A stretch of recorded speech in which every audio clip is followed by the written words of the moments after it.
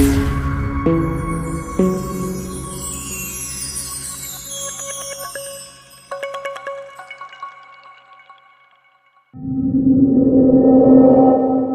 वालेकुम। मेरे चैनल सच्ची कहानियां में खुश आमदीद। उम्मीद करती हूँ कि आप सब खैरियत से और खुश होंगे। इससे पहले कि आज की कहानी का आगाज करूँ, हमेशा की तरह मेरी आपसे दरख्वास्त है कि मेरे चैनल को लाइक कीजिए, सब्सक्राइब कीजिए और बेल आइकन को क्लिक कर लीजिए ताकि मेरी कहानियां आपको बर वक्त मिलती रहें। तो चलें शुरू करते हैं आज की कहानी। मेरा नाम एजाज है और मेरा ताल्लुक जिला बक्खर से है। ये उन दिनों का जिक्र है जब मैं बेरोजगार था और रोजगार की खातिर बड़े शहरों का रुख कर रहा था। लिहाजा मैंने सोचा कि जैसे दूसरे लोग कराची का रुख करते हैं, मैं भी कराची जाता हूँ या फिर लाहौर का रुख करता हूँ ताकि मुझे भी कहीं नौकरी मिल सके। घर वालों का कहना यह था कि कराची बक्खर से बहुत दूर है, लिहाजा लाहौर का रुख किया जाए। तो चलो यही सोचा कि किस्मत लाहौर जाकर आजमाते हैं। मेरी तरह हजारों नौजवान अपने इलाकों में रोजगार ना होने की वजह से बड़े शहरों का रुख करते हैं और दोहरी मुशक्कत में पिसते हैं। एक तरफ रोजगार की मुशक्कत और दूसरी तरफ अपने घर और घर वालों की दूरी बर्दाश्त करते हैं। लाहौर आने के बाद मुझे एक बहुत ही साइड के इलाके में गारमेंट फैक्ट्री में जॉब मिल गई। मेरी फैक्ट्री से करीब तरीन रिहायशी इलाका कंजस्टेड सा इलाका था, जहाँ बहुत छोटे छोटे मकान थे, जहाँ मेरे जैसे ही मजदूर रहते थे। जरा आगे बढ़े तो एक और जगह थोड़ी सी बेहतर लगी, जहाँ थोड़े से बेहतर लोग रहते थे, जिनमें कुछ पढ़े लिखे थे और कुछ फैक्ट्री में थे तो मुलाजिम, लेकिन जरा अच्छी पोस्टों पर थे। ये इस वक्त मेरे लिए किसी नेमत से कम नहीं था। लिहाजा मैंने वहां पर घर लेने का इरादा कर लिया। मेरे साथ मेरा एक दोस्त होता था जिसका नाम काशान था। काशान का घराना भी मेरी तरह किराए के घर में ही रह रहा था, लेकिन काशान के बड़े भाई जिनका नाम सलमान था, वो चाहते थे कि अब अपना घर खरीद लिया जाए। लिहाजा कुछ जमा पूंजी आंटी के पास थी और कुछ पैसों का इंतजाम सलमान भाई ने किया हुआ था। सलमान भाई ने स्टेट एजेंट को कह रखा था कि बजट के मुताबिक हमें कोई छोटा मोटा घर ले दो। स्टेट एजेंट ने 2 हफ्ते की मेहनत के बाद एक घर ढूंढ लिया। ये घर वैसे तो मेरी ही गली में था, जहां पर मैंने किराए पर कमरा ले रखा था। हमारी गली काफी तवील थी और आगे जाकर ये एक छोटे से कब्रिस्तान से जा मिलती थी। वो घर सलमान की फैमिली के बजट के मुताबिक था और अच्छा बना हुआ था, मगर कबाहत ये थी कि वो कब्रिस्तान के सामने वाक़ था। मैं उस शाम काशान के घर गया तो आंटी ने बताया कि घर तो बहुत अच्छा बना हुआ है। 3 कमरों पर मुश्तमिल ये मकान उनकी फैमिली के लिए काफ़ी था। आंटी मुझे कहने लगी कि एजाज बेटा, अगर हमने वो घर खरीद लिया तो ऊपर वाला कमरा तुम ले लेना। मैंने कहा ठीक है। मैं भी बहुत खुश हो गया। मैंने कहा आंटी, जो किराया मैं अभी मालिक मकान को देता हूँ वो आपको दे दिया करूँगा। तो उन्होंने मुझे प्यार भरी डांट पिलाई और कहा, तुम्हारा किराया बचाने के लिए ही तो तुम्हें ये पेशकश की है। बहरहाल काशान और आंटी वो मकान पसंद करके आ गए। मकान की चाबी काशान अपने साथ ले आया। शाम को सलमान को भी मकान देखने के लिए कह दिया कि अगर उसको भी ये मकान पसंद आ गया तो फिर हम ये मकान खरीद लेंगे। उन्होंने मकान की चाबी ये कहकर काशान से ले ली कि आज तो वो बहुत थके हुए हैं, कल शाम वो दफ्तर से वापसी पर मकान देखने आएंगे। ये तीसरे दिन की बात है। रात के तकरीबन कोई 1 बजे का वक्त था। मैं गहरी नींद में था कि अचानक दरवाज़ा जोर से बजने की तेज आवाज़ मेरे कानों में आई। मैंने वॉल क्लॉक की तरफ देखा तो तकरीबन 1 बज रहे थे। या अल्लाह खैर, इतनी रात को कौन हो सकता है? क्या आफताब आन पड़ी? ये सोचते हुए मैं उठ बैठा और तेजी से दरवाज़ा खोलने के लिए बढ़ा। जैसे ही खोला तो सामने हवास बाख्ता था काशान खड़ा था। वो बेहद घबराया हुआ था। कहने लगा, यार इजाज, जल्दी मेरे साथ चलो। सलमान भाई को न जाने क्या हो गया है। वो मकान देखने गए थे, अभी घर पहुंचे और आते ही चिल्लाने लगे हैं कि मुझे बचा लो, मुझे बचा लो, और फिर गिरकर बेहोश हो गए। मैं जल्दी से दरवाजे को ताला लगाकर काशान के साथ उनके घर आ गया। सलमान भाई को काशान ने बरामदे में पड़ी हुई चारपाई पर लिटा दिया। वो होशो हवास से बेगानी बेसुध पड़े हुए थे। आंटी दुआएं पढ़ पढ़कर उन पर फूंक रही थी और रो भी रही थी। मैंने आंटी को समझाया कि आंटी आप परेशान न हो, मैं देखता हूँ कि भाई सलमान को क्या हुआ है। जब उनके जिस्म को हाथ लगाया तो वो बुखार में तप रहे थे। मैंने फटाफट टैक्सी मंगाई। जैसे ही टैक्सी आई हमने सलमान भाई को लिया और अस्पताल पहुंच गए। अस्पताल में सलमान भाई का फौरी तौर पर इलाज शुरू हो गया। उन्हें दूसरे दिन होश आया। काशान ने सुबह आंटी को सलमान भाई के बारे में बताया था। जब से वो अस्पताल में सलमान भाई के सराहने बैठी दुआएं पढ़ पढ़ कर उन पर फूंक रही थी। जवान बेटी की हालत देखकर उनके आंसू ही नहीं रुक रहे थे। सलमान भाई को जैसे ही होश आया वो फिर से चिल्लाने लगे, मुझे बचा लो, मुझे बचा लो। ये चीखो पुकार सुनकर डॉक्टर साहब आ गए और हमें कमरे से बाहर भेजकर उनका मुआयना करने लगे। बाद में काशान के इस्तफसार पर डॉक्टर ने बताया कि सलमान भाई किसी चीज से डर गए हैं। जब उनका ये खौफ दूर हो जाएगा तो वो खुद ब खुद नॉर्मल हो जाएंगे। उन्होंने ये भी कहा कि उनकी जहनी हालत ठीक नहीं है, इसीलिए उनसे ज्यादा बात ना की जाए। सलमान भाई अस्पताल में तकरीबन 2 हफ्ते एडमिट रहे। इस दौरान आंटी और काशान बहुत परेशान रहे। रफ्ता रफ्ता उनकी हालत बेहतर होती गई। आंटी ने भी सुख का सांस लिया और आखिरकार उन्हें अस्पताल से छुट्टी मिल गई और वो घर आ गए। उस शाम मैं काशान के घर गया। सलमान भाई बड़े खुशगवार मूड में खुशगप्पियों में मसरूफ थे। उन्हें इस तरह से हंसता खेलता देखकर मेरे दिल को बड़ा सुकून मिला। नमाज के बाद आंटी ने हम तीनों के लिए चाय बनाई और ये भी कहा कि आज तुम यहीं रुक जाओ। मैंने कहा जैसा आपका हुक्म आंटी, और उसके बाद हमने मिलकर खाना खाया। अचानक ही न जाने काशान को क्या हुआ कि उसने सलमान भाई से पूछा, भाईजान उस दिन ऐसा क्या वाक़या हुआ था जो आप इतने खौफज़दा हो गए थे? काशान ने उनसे डरते डरते ये सवाल किया था कि कहीं उनकी जहनी कैफियत फिर से ना बिगड़ जाए, लेकिन इसके ख्याल के बरक्स सलमान भाई ने इत्मीनान से खाना खाते हुए कहा, मैं इस सवाल की तवक्को बहुत पहले कर रहा था कि शायद तुम मुझसे फ़ौरन पूछो कि क्या हुआ। वो भाई सलमान, मैंने आपसे इसलिए नहीं पूछा कि कहीं आप दोबारा से डर न जाएं और मैं अम्मी को मजीद रोता हुआ नहीं देख सकता। सलमान भाई मुस्कुरा दिए और कहने लगे, तुमने बिल्कुल ठीक किया, लेकिन इस वक्त मैं बिल्कुल ठीक हूँ। लेकिन उस रात इतने अजीबो गरीब वाक़यात मेरे साथ पेश आए कि मैं टूट कर रह गया। हुआ यूं कि उस दिन मैं ऑफिस से निकलते हुए ज़रा देर हो गई। उस मकान पर पहुंचते पहुंचते मुझे रात के तकरीबन 9 बज गए थे। चारों तरफ तारीकी छाई हुई थी। मैंने टॉर्च अपने साथ रखी हुई थी और सोचा कि मकान का सरसरी से जायजा लेकर जल्दी घर वापस चला जाऊंगा।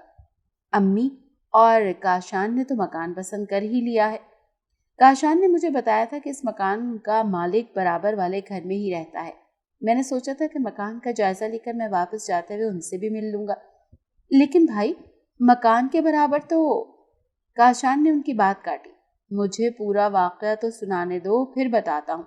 उन्होंने गहरी सांस ली और कहना शुरू किया। मैं उस मकान के दरवाजे पर पहुंचा तो वहां एक मजबूत ताला लगा हुआ था। जैसे ही मैंने ताला खोला तो मुझे अजीब सी बेचैनी महसूस होने लगी। मैं अंदर दाखिल हुआ। वहां इतना गहरा अंधेरा था कि हाथ को हाथ सुझाई नहीं दे रहा था। मैंने टॉर्च चलाई और उसकी रोशनी में अतराफ का जायजा लिया तो देखा कि दरो दीवार और फर्श मिट्टी से अटे हुए थे। जगह जगह मकड़ियों ने जाले बुने हुए थे। मैं जिस कमरे में इस वक्त खड़ा था वहां दीवार के साथ दाएं तरफ स्याह लकड़ी की बनी हुई अलमारी रखी थी। इस अलमारी पर कुछ नक्श और निगार भी बने हुए थे जो एक अरसा गुजरने की वजह से फीके पड़ गए थे। अलमारी का एक दरवाजा खुला हुआ था और उनमें कपड़े रखे हुए नजर आ रहे थे। मैं हैरान था। मेरी इत्तला के मुताबिक ये मकान तो बिल्कुल खाली था, लेकिन सामान की मौजूदगी यहाँ किसी के रहने का पता दे रही थी। मैं बेहद हैरान हुआ। बज़ाहिर यूं लगता था जैसे इस कमरे में बरसों से कोई आया ही नहीं है। मैंने टॉर्च की रोशनी जरा घुमाई तो एक सिमत में लकड़ी का दरवाजा नजर आया जो शायद दूसरे कमरे में खुलता था। हर शय पर मट्टी की तहें जमी हुई थी। मैं उस कमरे में दाखिल हुआ। यहाँ भी एक कोने में वैसी ही लकड़ी की अलमारी और कमरे के वस्त में भारी मेज रखी हुई थी जिसके गिर्द कुछ कुर्सियां भी थी। मैंने टॉर्च की रोशनी जरा ऊपर घुमाई तो बुरी तरह से उछल पड़ा। मुझे महसूस हुआ कि कुर्सी पर कोई बैठा हुआ था।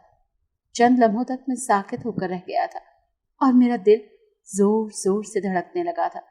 मैंने करीब जाकर टॉर्च की रोशनी में बगौर कुर्सियों का जायजा लिया तो वो खाली पड़ी थी और इन पर मिट्टी जमी हुई थी, जैसे बरसों से उन्हें किसी ने हाथ भी न लगाया हो। मैंने उस इंसानी ह्यूले को अपना वहम समझा। उस कमरे का माहौल चकरा देने वाला था। मेरी जगह कोई और होता तो चीखें मारता हुआ भाग खड़ा होता। यहाँ की कोई बात मेरी समझ में ही नहीं आ रही थी। कमरे की हालत बता रही थी कि बरसों से यहाँ किसी ने कदम नहीं रखा। मकान का मालिक इसे बेचना चाहता था। खरीदार इसे आकर देखते होंगे। क्या इतने अरसे में मकान का मालिक भी यहाँ नहीं आया? इस किस्म के बहुत से सवालात میرے ذہن میں آ رہے تھے، مگر میں کچھ بھی سمجھ نہیں پا رہا تھا۔ حالات جو بھی تھے میری سمجھ سے بالاتر تھے۔ میرے دل میں تجسس پیدا ہوا تھا اور میں نے فیصلہ کیا کہ اس گھر کو پورا دیکھوں گا۔ کم از کم اتنا تو پتہ چل جاتا کہ مکان خالی ہے یا اس میں کوئی رہ رہا ہے، اور یہ سامان کس کا ہے۔ میں دبے قدموں اندر کی جانب بڑھا۔ کاش مجھے معلوم ہوتا کہ یہ جگہ آسیب زدہ ہے اور یہاں آ کر میں بہت بڑی مصیبت میں پھنس جاؤں گا تو میں یہاں کبھی قدم بھی نہ رکھتا۔ لیکن ہونے والی بات تو ہو کر ہی رہتی ہے، کسی کو معلوم نہیں ہوتا کہ آئندہ کیا واقعہ پیش آنے والا ہے۔ اندرونی دروازہ بند نہیں تھا۔ میں نے کھولنے کے لیے جیسے ہی اس پر ہاتھ رکھا، وہ بھاری دروازہ چڑچڑاہٹ کے ساتھ خود بخود کھلتا چلا گیا، جیسے میرے ہاتھ لگانے کا ہی منتظر ہو۔ جیسے ہی دروازہ خود بخود کھلنے لگا، میں گھبرا کر 2 قدم پیچھے ہٹ گیا۔ خوف کی ایک سرد لہر میرے جسم میں دوڑ گئی، لیکن چند ہی منٹ میں نے اپنے خوف پر قابو پا لیا۔ اندر مکمل خاموشی چھائی ہوئی تھی۔ میں اندر داخل ہو گیا۔ وہ دروازہ ایک راہداری میں کھلتا تھا۔ میں وہ مختصر سی راہداری عبور کرنے لگا۔ راہداری ختم ہوئی تو میں نے خود کو برآمدے میں کھڑا پایا۔ برآمدے میں دائیں ہاتھ پر لکڑی کا ایک زینہ اوپر کی طرف جا رہا تھا۔ زینے کے ساتھ ایک کمرہ تھا۔ راہداری اور کمروں میں حشرات الارض نے رہائش اختیار کی ہوئی تھی۔ میرا تجسس بڑھتا جا رہا تھا۔ چند لمحے میں ادھر ادھر دیکھتا رہا، پھر ٹارچ کی روشنی میں آگے بڑھنے لگا۔ میرے دماغ پر خوف طاری تھا۔ اس میں اب اور اضافہ ہو گیا۔ جوں جوں میں آگے بڑھ رہا تھا، خوف کی لہریں میرے رگو پے میں سرایت کرتی جا رہی تھیں۔ عجیب ویران عمارت تھی۔ اس کے در و دیوار سے خوف اور دہشت کی لہریں نکل رہی تھیں۔ میں حیران تھا کہ امی اور کاشان نے اس گھر میں ایسا کیا دیکھا جو وہ اس کی اس قدر تعریفیں کر رہے تھے۔ بھائی جان، ہم نے جو مکان دیکھا تھا وہ ہرگز ایسا نہیں تھا، کاشان جھٹ سے بولا۔ ارے چپ کرو کاشان، سلمان بھائی آپ آگے سنائیں نا، پھر کیا ہوا؟ میں نے تجسس بھرے لہجے میں کاشان کو ٹوکا۔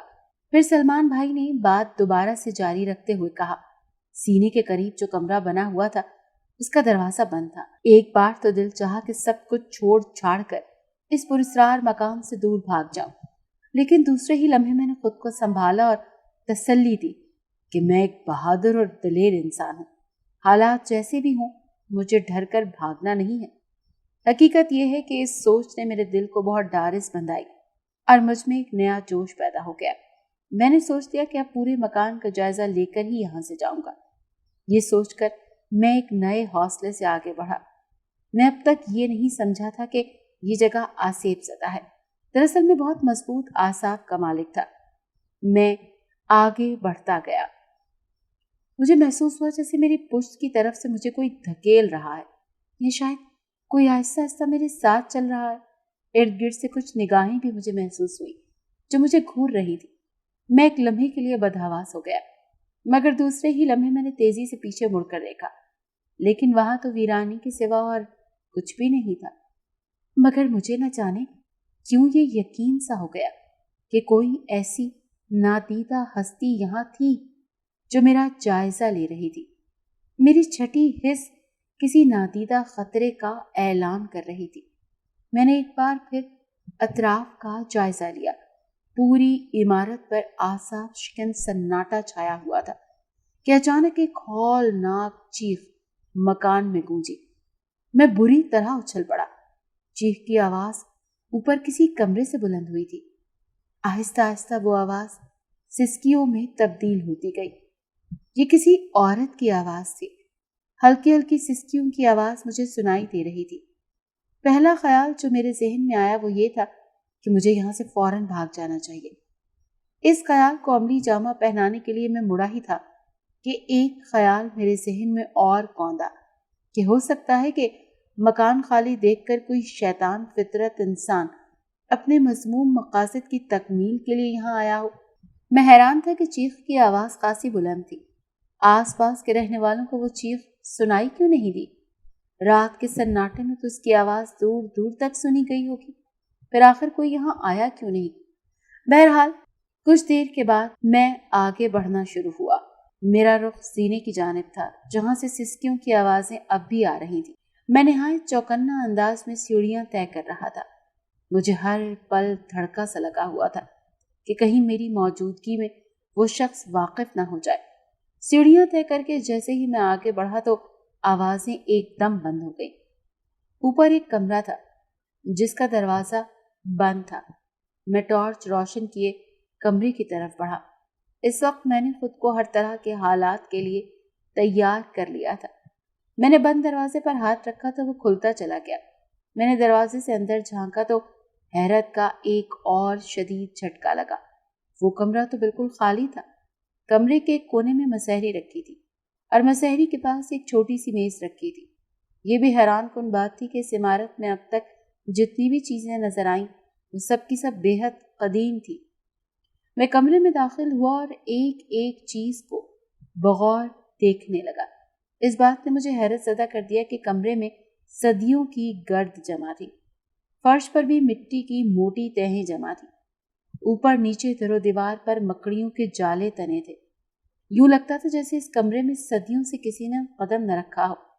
میز پر ایک پیتل کا چھوٹا سا دیا بھی رکھا ہوا تھا اور اس پر بھی مٹی جمی ہوئی تھی۔ چیخ اور سسکیوں کی آواز مجھے اس سمت سے ہی آئی تھی۔ میں حیران تھا کہ اگر کوئی یہاں آیا تھا تو اس کے قدموں کے نشان تو ہونے چاہیے تھے۔ حیرت سے میرے قدم زمین میں گڑ گئے اور میرا ذہن بے شمار خیالات کی اماج گاہ بن گیا۔ اگر کوئی یہاں نہیں آیا تو پھر چیخوں کی وہ آواز کہاں سے آئی تھی؟ میرا ذہن اب بالکل کام نہیں کر رہا تھا۔ اچانک مجھے محسوس ہوا جیسے کوئی پیچھے سے مجھے گھور رہا ہے۔ میں نے ایک دم پیچھے دیکھا۔ کمرے میں تو ہولناک ویرانی کے سوا اور کچھ بھی نہیں تھا۔ میں نے جو ہی دروازے کی سمت دیکھا تو اپنی جگہ منجمد ہو کر رہ گیا اور آنکھیں تھیں کہ پھٹی کی پھٹی رہ گئی۔ لکڑی کا وہ بھاری دروازہ چرچراہٹ کی بھیانک آواز کے ساتھ اپنے آپ ہی بند ہوتا جا رہا تھا۔ اس وقت میرے جسم میں جیسے خون خشک ہو گیا تھا۔ جب دروازہ ایک دھماکے سے بند ہوا تو مجھے اچانک جیسے ہوش آیا۔ میں بھاگتا ہوا دروازے تک پہنچا اور اسے کھولنے کی کوشش کرنے لگا مگر بے سود۔ یوں لگا تھا جیسے دروازہ کسی نے باہر سے بند کر دیا ہو، لیکن میں دروازے کو خود بخود بند ہوتے ہوئے دیکھ چکا تھا۔ اب تو میں بری طرح گھبرا گیا۔ اب شک و شبے کی کوئی گنجائش نہیں رہی تھی کہ مکان آسیب زدہ ہے۔ آسیب کا خیال آتے ہی میری پیشانی پسینے سے تر ہو گئی۔ بچپن میں سنی گئی جن بھوتوں اور بدروحوں کی 20 کہانیاں مجھے یاد آ گئیں۔ اب مجھے اپنی غلطی کا شدت سے احساس ہو رہا تھا۔ مجھے تنہا یہاں نہیں آنا چاہیے تھا، لیکن اب کیا فائدہ؟ اب تو تیر کمان سے نکل چکا تھا۔ مجھے یہاں سے نکلنے کی کوشش کرنی تھی، لیکن کس طرح؟ میں نے کمرے میں چاروں طرف نظر دوڑائی۔ سامنے دیوار میں ایک کھڑکی تھی جو اس عمارت کے عقب میں کھلتی تھی۔ میں بے اختیار کھڑکی کے پاس پہنچا۔ میں باہر سے کسی کو مدد کے لیے بلانا چاہتا تھا۔ میں نے اسے کھولا۔ باہر کچھ لوگ گلی میں ادھر ادھر جاتے ہوئے نظر آ رہے تھے۔ میں نے چیخ چیخ کر انہیں مدد کے لیے پکارا مگر کسی نے میری آواز پر توجہ ہی نہیں دی۔ یہاں تک کہ چیختے چیختے میرا گلا سوکھ گیا اور حلق میں کانٹے سے چبھنے لگے۔ مجھے اس وقت شدید پیاس کا احساس ہوا۔ کھڑکی کا فاصلہ نیچے سے کوئی 30 فٹ تھا۔ یہاں سے نیچے بغیر کسی مدد کے اترنا ناممکن تھا۔ یوں لگ رہا تھا کہ لوگوں کو نہ میں دکھائی دے رہا ہوں اور نہ ہی میں انہیں سنائی دے رہا ہوں۔ میں وہاں بے بس کھڑا سوچ رہا تھا کہ اب کیا کروں۔ میری نظریں فرش پر پڑی اور میں چونک کر پیچھے ہٹ گیا۔ وہ منظر تھا ہی اتنا انوکھا اور حیرت ناک۔ میں دیکھ رہا تھا کہ مجھ سے 2 فٹ کے فاصلے پر فرش کی مٹی پر پراسرار انسانی قدموں کے نشان بنتے جا رہے تھے، یوں جیسے کوئی نادیدہ ہستی فرش پر چل رہی ہو۔ مجھے وہاں کوئی انسان نظر نہیں آ رہا تھا۔ کمرہ بالکل خالی تھا۔ میں حیرت سے آنکھیں پھاڑے دیکھ رہا تھا۔ دیکھتے ہی دیکھتے وہ نشان دروازے تک پہنچے۔ اچانک دروازہ کھلا جیسے کسی نادیدہ ہاتھ نے اسے کھولا ہو اور وہ نشانات باہر نکلتے چلے گئے۔ میرے لیے یہ سنہری موقع تھا۔ میں تیزی سے بھاگتا ہوا دروازے کے قریب پہنچا کہ دروازہ پھر ایک جھٹکے سے بند ہو گیا اور میں اپنے ہی زور سے دروازے سے ٹکرا کر نیچے گر گیا۔ میں بہت زیادہ ڈر گیا تھا۔ میں بھاگ دوڑ کرنے لگا کہ میں کس طرح یہاں سے باہر نکلوں۔ میں بری طرح تھک گیا تھا۔ بھوک، پیاس اور خوف اور دہشت نے میرے جسم سے ساری طاقت ہی نچوڑ لی تھی۔ مجھے حیرت تھی کہ اتنے آباد علاقے میں یہ جادو نگری بھی موجود تھی، لیکن آس پاس کے رہنے والے اس سے ناواقف تھے۔ اچانک دروازے کی چرچراہٹ سے میں چونکا۔ دروازہ پھر خود بخود کھل گیا۔ میں نے آگ دیکھا نہ تھا اور باہر کی سمت دوڑ لگا دی۔ میں بے اختیار بھاگتا ہوا زینے تک پہنچا تو جیسے پاؤں تلے سے زمین نکل گئی۔ ہوش و حواس تو ایک لمحے کے لیے مختل ہو گئے۔ زینے کی درمیانی سیڑھیوں پر ایک خون خوار سیاہ بلّا کھڑا میری ہی طرف دیکھ رہا تھا۔ اس کی آنکھوں سے جیسے شعلے نکل رہے تھے۔ اچانک اس بلے کے چہرے پر مسکراہٹ نظر آئی۔ میں نے ہزاروں بار انسانوں کو مسکراتے تو دیکھا تھا، مگر کسی خونخوار بلے کو مسکراتے میں نے پہلی بار دیکھا۔ یقین جانو اس بلے کی مسکراہٹ اتنی حیرت انگیز اور خوفناک تھی کہ میری سانسیں رکنے لگی۔ میں پتھر کا بت بنا اسے گھورے جا رہا تھا۔ یوں لگتا تھا جیسے وہاں کھڑے ہوئے مجھے صدیاں گزر گئی ہوں۔ اچانک بلّا خوفناک غراہٹ کے ساتھ مجھ پر حملہ آور ہو گیا تو مجھے ہوش آیا۔ میں واپس اسی کمرے کی طرف بھاگا۔ خون خار بلے کا پنجہ میری ٹانگ پر پڑا اور میری پینٹ کا پائنچہ لے اڑا۔ میں نے کمرے میں آ کر دروازہ بند کر دیا۔ میں دونوں ہاتھ دروازے پر رکھے ہانپ رہا تھا۔ وہ بند دروازے پر پنجے مار رہا تھا۔ اس وقت موت نے مجھے چاروں طرف سے گھیر لیا تھا۔ میں اس دہشتناک صورتحال کا مقابلہ زیادہ دیر نہیں کر سکتا تھا۔ پنجے مارنے کی آواز اب بند ہو گئی اور مکمل سناٹا چھا گیا۔ میں تیزی سے میز کی طرف گیا اور پیتل کا وہ دیا اٹھا لیا کہ اب بلے سے سامنا ہوا تو اس کے سر پر دے ماروں گا۔ میں دوبارہ کھڑکی تک گیا اور ہذیانی انداز میں مدد کے لیے چیخا، بچاؤ بچاؤ، ارے کوئی ہے، کوئی میری آواز کیوں نہیں سن رہا، مجھے بچاؤ، میں بہت مصیبت میں ہوں۔ یہاں تک پہنچ کر سلمان بھائی رک گئے۔ جذبات سے ان کی آواز لرز رہی تھی۔ میں نے اور کاشان نے حیرت سے ان کو دیکھا۔ سلمان بھائی کی آنکھیں سرخ تھیں اور ان کے تنفس کی رفتار تیز ہو گئی تھی۔ انہوں نے پانی مانگا تو کاشان پانی کی بوتل اور گلاس لے کر وہاں آ گیا۔ انہوں نے پانی پیا اور اس کے بعد دوبارہ گویا ہوئے۔ میں انسانوں سے تو مقابلہ کر سکتا تھا، مگر مافوق الفطرت ہستیوں سے مقابلہ کرنا میرے بس کی بات نہیں تھی۔ اس آسیب زدہ مکان میں میرا ایک ایک پل مجھے صدی جیسا لگ رہا تھا۔ مصیبت کے ایسے لمحات میں ہر انسان کو خدا یاد آتا ہے۔ خود غرض انسان کو جب کوئی فکر اور پریشانی نہیں ہوتی تو وہ بھول کر بھی اللہ کو یاد نہیں کرتا، مگر جب برا وقت آتا ہے تو وہ اللہ کو یاد کرتا ہے۔ یہی اس وقت میرا بھی حال تھا۔ میں نہایت خشوع و خضوع کے ساتھ اللہ سے دعا مانگنے لگا اور قرآن پاک کی تلاوت شروع کر دی۔ اس سے میری وحشت میں نمایاں کمی آئی اور دل کو ڈھارس ہوئی۔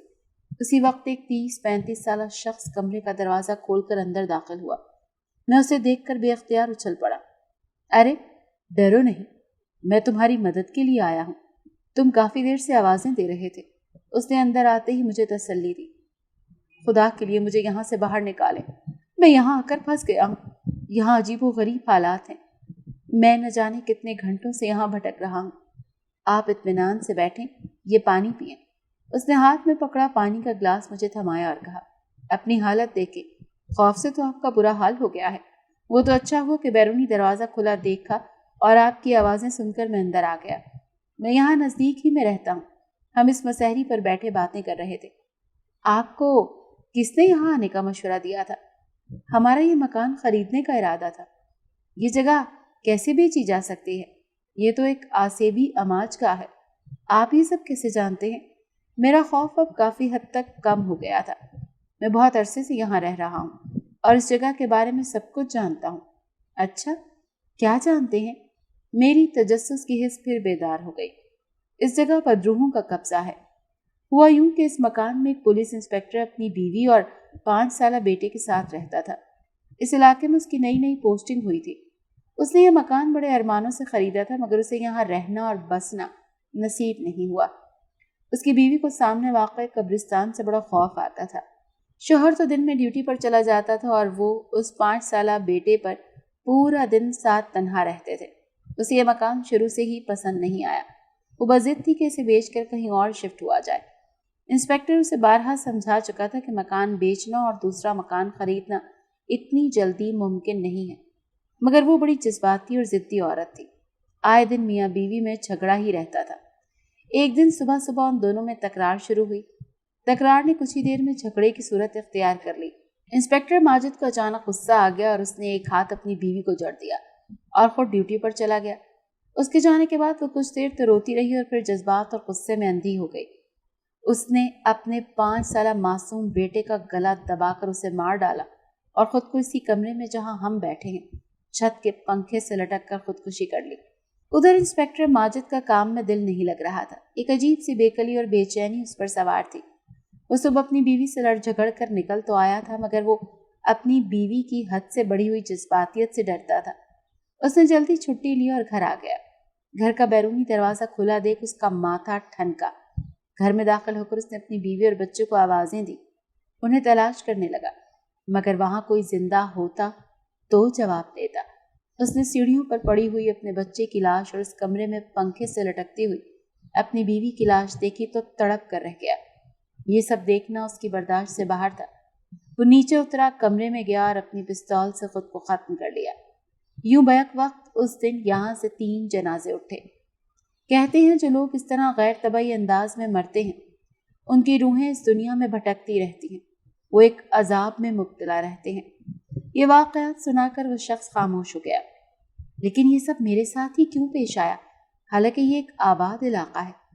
ہو سکتا ہے ان روحوں نے دوسروں کو بھی یہ سب بتانے کی کوشش کی ہو اور وہ خوفزدہ ہو گئے ہوں، یا انہوں نے سنا ہی نہ ہو۔ آپ ایک نڈر اور دلیر انسان ہیں، حافظ قرآن ہیں، آپ ان روحوں کے لیے مغفرت کی دعا کیجیے۔ جیسے اس شخص نے یہ جملے ادا کیے میں بری طرح چونک گیا۔ اسے کیسے پتا چلا کہ میں حافظ قرآن ہوں؟ میری ریڑھ کی ہڈی میں سرد لہر دوڑ گئی۔ اچانک وہ کھڑا ہو گیا اور کہا، آئیے میں آپ کو باہر تک چھوڑ دوں۔ میں جیسے کسی ٹرانس میں آیا اور اس کے پیچھے پیچھے زینے اترنے لگا۔ پیتل کا دیا ابھی تک میرے ہاتھ میں دیا ہوا تھا۔ برآمدے میں پہنچ کر وہ رک گیا۔ مکان کا بیرونی دروازہ چوپٹ کھلا ہوا تھا۔ میں تیزی سے دروازے سے باہر نکل گیا۔ میں نے لمحے بھر کے لیے پلٹ کر دیکھا، وہاں کوئی نہیں تھا۔ یہ دیکھتے ہی میرے منہ سے ہذیانی چیخیں بلند ہو رہی تھی۔ میں رکے بغیر مسلسل بھاگ رہا تھا۔ اس وقت مجھے اپنے جسم سے آگ نکلتی ہوئی محسوس ہو رہی تھی۔ یوں محسوس ہو رہا تھا کہ وہ بدروہیں میرے پیچھے بھاگ رہی ہیں۔ مجھے نہیں معلوم میں کتنی دیر بھاگتا رہا اور کن راستوں سے گزر کر گھر پہنچا۔ اس وقت میری حالت بہت ابتر تھی، میرے حواس گم تھے۔ میں نے دروازہ زور سے بجایا تو کاشان نے دروازہ کھولا۔ کاشان میری حالت دیکھ کر پریشان ہو گیا اور اسے دیکھ کر میری جان میں جان آئی، لیکن میری ہمت اب جواب دے گئی تھی۔ میرا ذہن جیسے تاریکیوں میں ڈوبتا چلا جا رہا تھا اور میں بے ہوش ہو کر گر پڑا۔ آنکھ کھلی تو خود کو ہسپتال میں پایا۔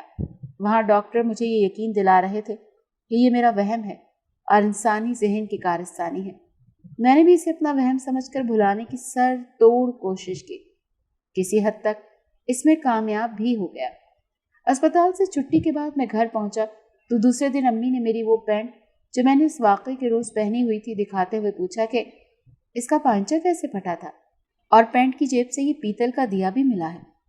یہ ایسے ٹھوس ثبوت تھے جو یہ ظاہر کر رہے تھے کہ میرے ساتھ پیش آنے والے واقعات وہم ہرگز نہیں تھے، حقیقت تھے۔ کوئی وہم یا ذہنی اختراع ہوتی تو یہ سب چیزیں یہاں نہ ہوتی۔ لیکن سلمان بھائی، مالک مکان کے گھر کے برابر میں ایک خالی پلاٹ ہے اور اس پلاٹ کے ساتھ جو مکان ہے ہم تو اسے خریدنا چاہتے تھے۔ کاشان نے بے چینی سے کہا، یہ کیسے ہو سکتا ہے؟ وہاں کوئی خالی قطع اراضی نہیں ہے۔ مالک مکان کے گھر کے برابر میں ہی تو وہ قدیم مکان موجود تھا۔ اگر تم سچ کہہ رہے ہو تو کل صبح ہم تینوں وہاں چلیں گے۔ میں ایک بار پھر اس جگہ کو دیکھنا چاہتا ہوں، سلمان بھائی نے پرسوچ انداز میں کہا۔ دوسرے دن صبح سویرے ہم وہاں پہنچے تو مالک مکان کے گھر سے ملحق خالی قطع اراضی ہمارا منہ چڑھا رہی تھی، جہاں بقول سلمان بھائی کے وہ پراسرار مکان تھا، اور اس رات انہوں نے وہ دیکھا بھی تھا۔ بعد میں وہاں رہنے والے بزرگوں کے ذریعے ہمیں پتہ چلا اس قطع اراضی پر کسی زمانے میں ایک مکان ہوا کرتا تھا جو آسیب زدہ مشہور تھا۔ اس مکان کا کوئی والی وارث نہیں تھا۔ آہستہ آہستہ وہ مکان کھنڈر کی صورت اختیار کر گیا۔ بعد میں آس پاس کے رہنے والے اینٹیں وغیرہ بھی اٹھا کر لے گئے۔ اب وہ قطع اراضی خالی پڑا تھا۔ کچھ عرصے کے بعد میں نے بھی لاہور کو خیر آباد کہہ دیا اور اپنے گاؤں واپس آ گیا۔ سلمان بھائی بیرون ملک چلے گئے تھے۔ بعد میں انہوں نے اپنے بھائی اور اپنی امی کو بھی اپنے پاس بلا لیا تھا۔ کافی عرصہ میرا ان سے رابطہ رہا۔ پھر رفتہ رفتہ ہم اپنی مصروف زندگی میں کھوتے چلے گئے اور رابطہ برقرار نہ رہ سکا، لیکن مجھے یقین ہے کہ سلمان بھائی کے ساتھ اس رات جو بھی کچھ ہوا وہ وہم نہیں، حقیقت تھا۔